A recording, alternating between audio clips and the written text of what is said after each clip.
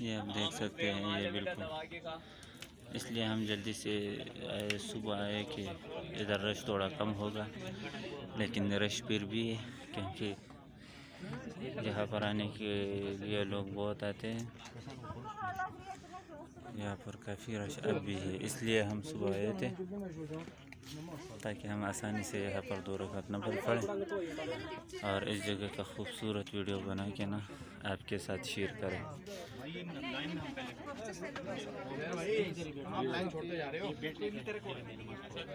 मेरी चप्पल उठा लेना। एक मिनट मुझे वहाँ से चप्पल उठा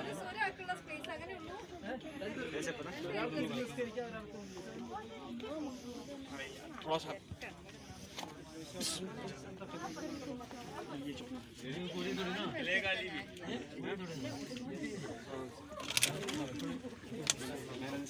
और मैं भी इंशाल्लाह कोशिश करूँगा कि आज के जाके 2 रकात नफल पढ़ लूँ।